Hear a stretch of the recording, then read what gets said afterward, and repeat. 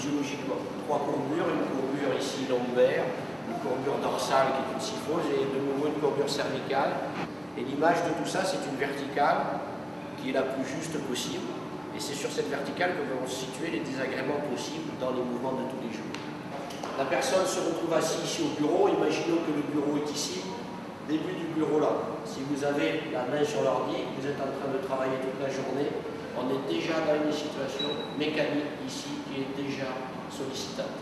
Quelle est la conclusion première? Déjà, ça va être d'avoir votre outil de travail au plus près de vous. Donc limitez les bras leviers toujours. On a dit après l'équilibre, c'est cette verticale. La verticale, on l'a quand nous sommes debout. Il faut la trouver également, cette verticale, avec ici la possibilité d'équilibrer tous les étages à tous les niveaux.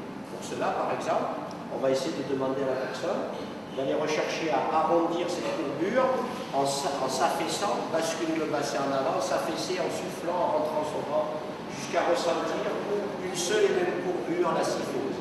D'accord? En inspirant, on va lui demander de retrouver les 2 courbures naturelles qu'il a ressenties, à soutenir avec les tuteurs ici, se grandir, retrouver au maximum ici une extension, arriver à avoir un alignement proche de la verticale.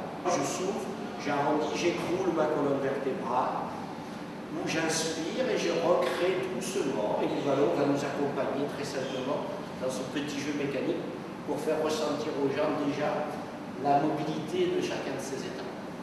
Ce genre de petit exercice peut être accentué, on peut faire ressentir la chose avec évidemment l'équilibre en moins qui est assuré ici par les jambes. On va donc demander au patient de se mettre en équilibre, et sur cet équilibre très instable que représente le ballon, il va donc être censé maintenant musculairement essayer d'équilibrer cette position. Lui sait que la verticalité ici, c'est le principal objectif, c'est-à-dire regarder devant, et maintenant il va répondre uniquement non plus avec le travail des pieds. On va essayer de demander donc des sollicitations musculaires de chacun de ces étages pour qu'il arrive à rester de lui-même sur un travail proprioceptif et donc faire travailler l'ensemble des masses musculaires qui représentent notre équilibre et notre vertical. Et c'est cet équilibre des deux qui va nous permettre logiquement, si tout va bien, de rester et de maintenir sans l'usage des mains. On va lâcher les mains et essayer de se décontracter. On doit arriver à ce que ce travail-là représente un travail qui permet de dérouiller l'ensemble du dos tout en maintenant un travail musculaire permanent. Et donc c'est un travail qui progressivement doit arriver à, comme objectif, d'étendre le dos, par exemple après 2-3 heures assis devant son bureau ou en voiture. Ce schéma qui a été crispé peut être relâché par un travail permanent.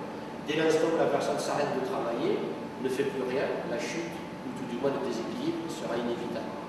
Donc la personne ne peut plus se mettre dans un état autre que la veille musculaire.